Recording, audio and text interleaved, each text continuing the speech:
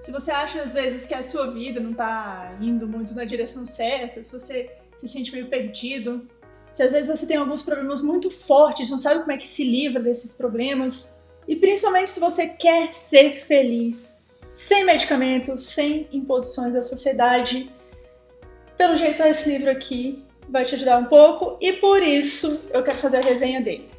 Mais Sêneca, menos Prozac, do Clay Newman. Vamos começar pelo autor, o Clay Newman. Ele já começa explicando que quando ele era criança, ele tinha esse quadro muito grande, muito vasto de depressão. O pai tinha se matado, o avô tinha se matado e logo cedo a mãe o mandou para um psiquiatra, um psicólogo, que seja. E esse psiquiatra, ele já colocou ali o remédio Prozac na vida do Clay logo quando ele tinha uns 14 ou 15 anos, né? Ele começa o livro falando sobre isso. E por conta disso ele começa a história em uma certa noite que ele tinha decidido por fim a própria vida, ele tinha decidido se matar. E sendo uma sorte que ele teve, né? Algumas pessoas infelizmente não tiveram, mas sendo essa sorte que ele teve, ele conseguiu encontrar no banheiro do quarto onde ele ia se matar, ele encontrou um livro de um tal de Sêneca, um livro chamado Tratados Morales. E aí, a partir daí, ele lê o livro a noite inteira, que ele nunca tinha lido um livro antes, isso é bem bacana também.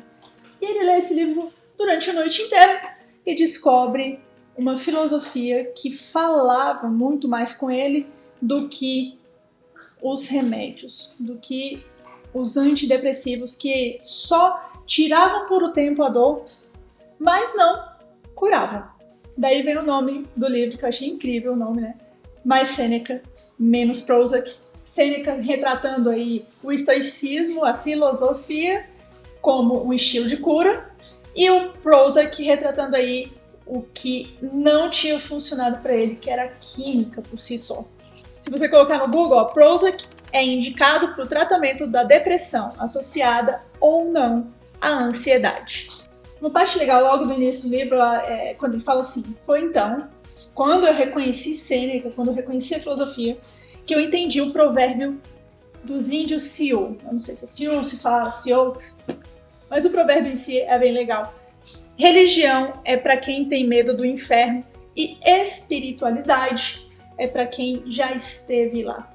Então, existe logo assim no início do livro essa grande epifania do Clay Newman, que é a cura pela filosofia do Sêneca e não a cura pelos remédios que aqui são retratados pelo Prozac. E bem, vamos lá. Vamos então contar a historinha aqui do livro como um todo, né? Ele tem essa promessa grande que é para quem não quer mais sofrer, então é já uma promessa grande, né, para as pessoas que não querem sofrer, e existe muita gente assim, né, gente que não gosta do trabalho, gente que não gosta dos relacionamentos que tem. O estoicismo ele sempre vai entrar aqui como um guardião de todas as áreas, justamente porque o estoicismo vai mostrar a vida como ela é, não como a gente quer pintar a vida, não como as outras pessoas querem pintar a vida pra gente, mas a gente tem essa clareza maior de como a vida é com essa filosofia. E mais uma vez o autor ele vai colocar esse público-alvo na dedicatória. Ele vai falar assim na dedicatória: este livro é para quem sabe que existe uma grande diferença entre existir e estar vivo. E eu vou acrescentar aqui uma terceira pessoa, que eu acho que esse livro também serve para esse tipo de terceira pessoa, que é: esse livro é como uma prevenção. Ele é uma prevenção para o que pode acontecer, porque a todo momento a gente tem muitas informações ruins vindas da sociedade, vindas das redes sociais, do nosso chefe, né? Então, a qualquer momento, depressões podem chegar, ansiedades podem chegar. O livro ele vai ser dividido em 3 partes da filosofia estoica, né? Ele primeiro fala encontrar a serenidade em si mesmo, estar em paz com as outras pessoas, não necessariamente falar assim, não, eu concordo com as outras pessoas, mas estar em paz com essas outras pessoas. E a terceira coisa é amar a vida como ela é. Vou explicar cada ponto, porque cada pontozinho é explicável, é importante, tanto que existe o livro, né? Não é só sair falando bullet points aqui e você falando, tá, ok, mas e agora, né? Como é que eu aplico isso realmente na minha vida? Acho que com os exemplos que tem aqui, você vai conseguir aplicar melhor. vai tratar da honestidade. Como a gente está falando aqui de encontrar a serenidade em si mesmo, a honestidade vai ser uma honestidade para você, não para as outras pessoas, para você. E aí ele já começa assim falando, olha, a maioria das pessoas trabalha com algo que odeia para consumir coisas que não necessita e para poder, assim, impressionar vizinhos que detestam. E ele retoma esse tópico, né, de a gente querer toda hora nos postar na frente das pessoas para fazer com que essas pessoas gostem mais da gente, né, para fazer com que a sociedade nos aceite melhor. Ele até pede assim que a gente não se torne dependente da aprovação das outras pessoas. E aí nessa parte de honestidade ele fala também sobre a gente encontrar vários substitutos para a felicidade. Ele fala 2 vezes no livro, né? No início e mais pro finalzinho ele vai falar que os substitutos da felicidade são prazer, conforto e entretenimento. A gente coloca muito a nossa vida, a nossa energia em prazer, conforto e entretenimento. E que a nossa falta de paz interior nos torna viciados em prazer, conforto e entretenimento, né? Isso aqui me fez lembrar de uma vez que eu vi uma série do Bill Gates, uma minissérie, na verdade, do Bill Gates na Netflix. E nessa série ele fala assim, olha, eu sempre fui muito trabalhador, trabalhava 14 horas por dia, eu sempre fui esse cara que todo mundo considerava muito focado no trabalho. Então o que o Bill Gates traz? Ele traz que ele se sente em paz com o trabalho, é trabalhando que ele se sente muito bem. Não é para prazer, entretenimento, etc, etc. Tanto que em uma fase da vida dele, uma fase muito dark assim da vida do Bill Gates, ele vai trazer aí que nessa fase, que foi muito obscura, foi a única fase em que ele procurou por distração. Então, para você ver, a única vez que o Bill Gates, um cara super focado, esteve em uma fase mais negra assim da vida, ele buscou distração. Por isso que o Clay fala, para você olhar para esse lado, para você olhar para essas bostas emocionais que ele chama. Né? Tem uma frase que ele coloca assim no livro. Assim como ninguém acha ruim o cheiro dos próprios peidos, aprenda que as suas bostas emocionais não cheiram mal. Então o próprio Bill Gates ele falou ali que teve esse momento de distração, que se tornou dependente de um vício, prazer, entretenimento, conforto, justamente porque ele estava evitando olhar ali para aquele lado do problema, do obstáculo. Isso me lembra até aquele aforismo grego inscrito no templo de Apolo, lá em Delfos. Conheça-te a ti mesmo. Porque existem alguns grandes pontos positivos de você se conhecer, de você ser honesto consigo mesmo. O Clay coloca 3, que eu vou destacar aqui, né? Na verdade ele coloca vários, vou destacar esses 3. O primeiro é, a partir do momento que você é mais honesto consigo mesmo, você diminui o medo de se conhecer e de enfrentar o seu lado obscuro. Então você diminui esse medo para enfrentar o seu lado obscuro. Você para de varrer essas bostas emocionais para debaixo do tapete. Você limpa isso. Outro ponto positivo da honestidade, perda de interesse em se justificar cada vez que alguém aponta um dos seus defeitos. Você não vai se justificar mais. E frequentes episódios de alívio por você não ter que fingir quem você não é e por você não precisar de aprovação da sociedade. Nesse ponto a gente vai para a segunda palavrinha que o Clay vai trazer nesse livro. Humildade. O combate ao ego, na verdade, ele vai aparecer em toda a filosofia estoica. Se você olhar esses mais novinhos aí, tipo o Ryan Holiday, que escreveu um livro sobre ego é seu inimigo. Você vai ver que o ego, ele bate na tecla desse ego o tempo inteiro. Essa filosofia bate no ego o tempo inteiro. E aqui não seria diferente, mas ele traz um jeito diferentezinho de mostrar isso pra você, né? Mostrar como o ego é seu inimigo, mostrar como a humildade faz parte da vida positiva, né? Da vida boa de ser vivida, da vida mais feliz. E é engraçado porque ele já chega batendo na pessoa, assim. Ele já chega e fala, olha, você se cerca de pessoas exatamente como você e você acha que elas são as únicas sensatas que existem. E o pior de tudo, você ainda tem um sentimento de que foi você que escolheu, foi você que teve esse livre-arbítrio de escolher ser como você é. Daí o Clay vai trazer essa indagação bem interessante, que ele coloca assim, tá, mas você escolheu o idioma que você fala, você escolheu o lugar onde você vive, o país em que você nasceu, você acha que você escolheu a religião que você tem, você acha que você escolheu o seu time de futebol, você tem essa impressão de que você escolheu a política que você segue, Que você escolheu o seu emprego, que você acha que está certo o tempo inteiro, a roupa que você veste, você acha que você escolheu? E a resposta é não, é claro que não. Porque essas coisas elas são selecionadas de acordo com o país que você nasceu, elas são selecionadas de acordo com a cultura que você viveu, de acordo com a cultura que foi construída na sua família, de acordo com a cultura, pelo amor de Deus, da sua escola. E se você duvida, olha só, ele ainda coloca isso, se você duvida, como você veria a vida se você tivesse nascido em uma aldeia em Madagascar? Seria completamente diferente, não é mesmo? Mas o que isso tem a ver com humildade, né, Carol? O que isso tem a ver com egoísmo? O Clay também vai falar. Ele vai falar que a gente se apega a essa identidade demais, né? A gente acha que a gente está certo. E a gente acaba usando um monte de mecanismos de defesa para tentar salvar essa nossa identidade. E aí, a favor da humildade, ele prega 2 tipos de tratamento. E qual o tipo de tratamento que ele coloca, né, o que o Clay coloca aqui no livro? Ele fala assim, olha, como tratamento, você pode, primeiro, saber que você não sabe nada. Inclusive, ele coloca a todo momento que a sabedoria é o remédio. Sabedoria é o Prozac que o Sêneca usou ali na época em que ele existiu. O Sêneca, não sei se você sabe, ele foi contemporâneo ali de Jesus Cristo. O Sêneca ele foi condenado à morte 3 vezes, né, por 3 imperadores romanos diferentes. Sendo que o último, o Nero, sabe o Nero do fogo, que queimou Roma? Pois é, o Nero foi o último que o condenou à morte e, por fim, o Sêneca não conseguiu se livrar dessa e acabou tendo que se matar, né? Naquela época era comum as pessoas serem condenadas à morte e elas ainda terem que se matar, né? Por exemplo, Sócrates também teve que se matar, teve que tomar veneno. O Sêneca, a mesma coisa, ele tomou inclusive o mesmo veneno que o Sócrates, só que o Sêneca não morreu muito rápido, assim, então ele até sofreu bastante na hora da morte dele. A morte do Sêneca é bem conhecida. E como tratamento, então, sempre o Clay vai falar assim, olha, busque sabedoria, busque mais sabedoria, mais sabedoria, mais sabedoria e, inclusive, nunca pense que você sabe o suficiente.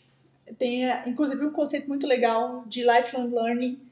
Eu sempre trago aqui no esquemaria, olha, continue sempre aprendendo, continue sempre buscando alguma coisa, mas não necessariamente porque você precisa ganhar dinheiro com essa sabedoria, né? Uma vez a minha mãe falou assim, legal esse curso de cerâmica, mas como é que eu vou ganhar dinheiro com isso? Eu falei pra ela, não é pra você ganhar dinheiro, é só fazer por fazer. Às vezes a gente deixa de fazer as coisas por fazer. A gente deixa de fazer umas coisas interessantes só porque a gente quer ter um objetivo com essa coisa, né? Não, eu vou fazer cerâmica aqui agora porque eu quero ganhar dinheiro, com muito dinheiro com isso. Vou fazer uma aula de música por causa disso. Vou fazer... Não precisa, você é ser humano, isso aqui tá dentro da sua vivência.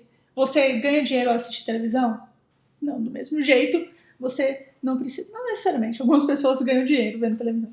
Mas as pessoas como um todo, não, elas não ganham dinheiro vendo televisão. Então, por que elas têm que ganhar dinheiro? Porque elas fabricaram alguma coisa, né? Fabricaram arte. Não necessariamente precisam. Então as pessoas elas deixam de aprender mais coisas só porque elas não veem um objetivo financeiro nessas coisas, né? Isso é ruim. Você pode aprender a se mexer, a se locomover melhor, você pode aprender a dançar sem necessariamente ter que competir.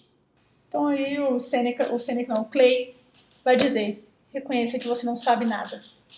E ele fala assim no livro, olha, agora que ninguém está vendo, deixe de lado por um instante esse orgulho, essa soberba com que você se protege aí fora. Se aceite melhor, seja mais humilde. E o próprio Sêneca vai deixar um recadinho bem legal aí nesse livro, né? Reconhecer os nossos erros é doloroso, mas viver enganados é a causa do nosso sofrimento. Consciência aqui como palavrinha também. Essa consciência que ele fala é de você ser mais consciente com as coisas, ser mais consciente do que você está fazendo, das coisas que estão ao seu redor. Por exemplo, uma parte que eu acho incrível do livro, que é quando ele fala assim, às vezes a gente está no chuveiro, mas a gente não está no chuveiro, a gente não está tomando banho, a gente está pensando em 1 milhão de outras coisas. Menos da metade da população tem acesso a uma água quentinha todo dia, e a gente tem isso na nossa vida, e a gente não desfruta disso. A gente só fica lá debaixo do chuveiro pensando em 1 milhão de outras coisas, né? A verdade nua e crua é que você nunca está no chuveiro enquanto você toma banho. Você está fazendo outras coisas. E aí ele fala, olha, volte-se para o estado presente, viva o aqui, viva o agora. Tome banho enquanto estiver no chuveiro. Coma o seu café da manhã enquanto você estiver comendo o seu café da manhã. Outra palavrinha que ele traz é energia. É buscar ter mais energia durante a sua vida, né? Não ficar parado, não ficar sentado no sofá. Ele fala, inclusive, o seguinte, olha, quando você chega cansado do trabalho, o que você vai fazer? Você vai assistir a televisão para calar temporariamente as suas neuroses e escutar as neuroses da sociedade. Acho que ele se envereda muito para esse caminho também da televisão. A televisão não é tão ruim, né? Nada é muito ruim quando não é muito extremo. Mas dá pra dar esse beliscão, né? Dá pra dar esse, toda hora eu tô assistindo televisão, toda hora eu tô muito atualizado em relação às séries, em relação aos filmes. Mas realmente, o que eu tô fazendo além disso? Né? Esse é muito o pensamento americano, não é nem o pensamento ocidental, é muito o pensamento americano. De, ok, agora que é o meu momento de lazer, eu vou ficar aqui só assistindo televisão e ponto final. Tratamento pra isso, pra você ter mais energia, como o Clay fala, é levantar a bunda do sofá. Ele fala assim, olha, eu não vou dar muitas dicas específicas para isso não, só arfe e transpire. Pelo menos 30 minutos por dia. Arfe e transpire. Tire um tempo para não fazer nada. Inclusive ele fala sobre o silêncio aqui. Essa parte do silêncio é incrível. Por quê? Porque ele fala primeiro como é. Você trabalha 8 horas por dia, passa tantas outras horas comprando. Nos momentos de lazer você fica em frente à televisão. E no resto do tempo você fica com as pessoas que, como você, falam sem parar o tempo inteiro. E você vai falando, ela vai falando e ninguém, na verdade, está se escutando. Um tratamento para isso, para o silêncio, é justamente sentir tédio. Ele fala, atreva-se a sentir tédio. Já pensou você sentar num lugar simplesmente para olhar a vida passar? Aqui no Brasil, a gente já teve muito disso. A pessoa coloca uma cadeira assim na frente do lote e fica lá, parada, sentada, olhando pra rua. Né? Às vezes a gente pode pensar, não, isso aí é porque ela é fofoqueira. Não, só ia pra ficar lá, se entediando um pouquinho. Por quê? Porque não existiam as redes sociais, não existiam muitas distrações, né? Existiam só os livros e no máximo uma televisãozinha. Se a pessoa, se estivesse passando ali um programa que a pessoa não gostasse... Só vou interromper o vídeo aqui no meio rapidinho, porque eu lembrei com essa história aí desse... meme que eu vi uma vez, ó. Outro dia eu vi um cara num café, sem computador, sem tablet, sem celular. Ele tava ali, só tomando café, tipo um psicopata. Ela ia ali pra frente e ficava, se atrevia a ter tédio, a sentir tédio. Entrando na segunda parte do livro, essas duas últimas partes, elas são menores. Primeiro, vitimismo, né? A gente tá falando aqui, então, estar em paz com os outros.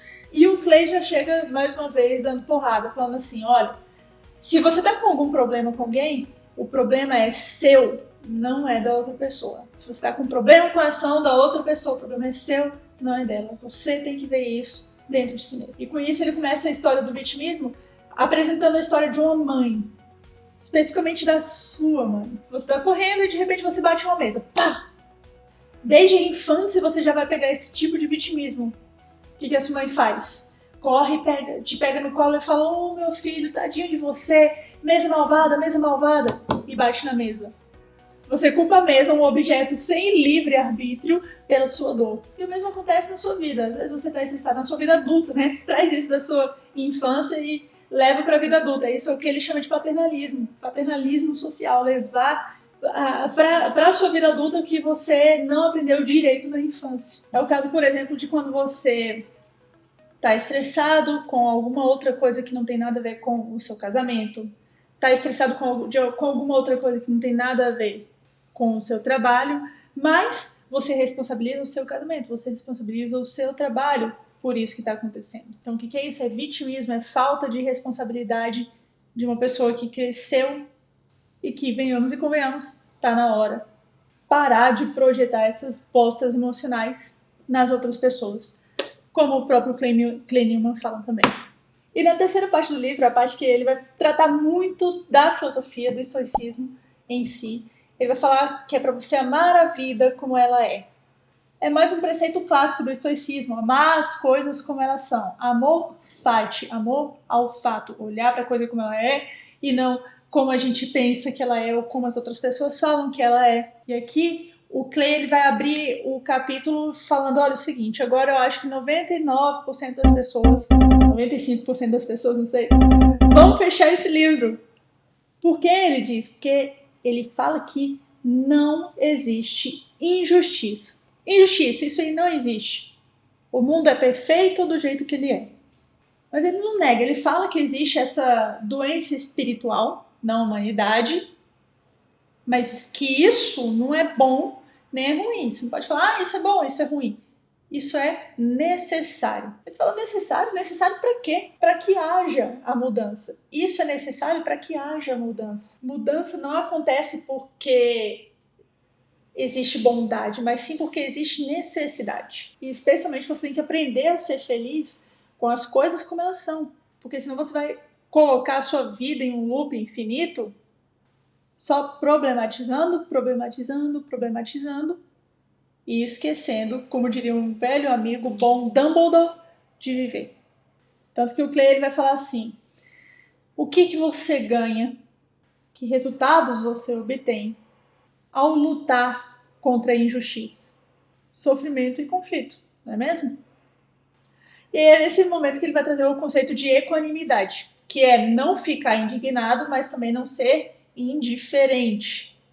E aqui é o momento, talvez o momento que eu mais gosto desse livro, que é o momento que ele fala que existem 3 tipos de pessoas. As pessoas que são más, as pessoas que são boas e as pessoas que são equânimes.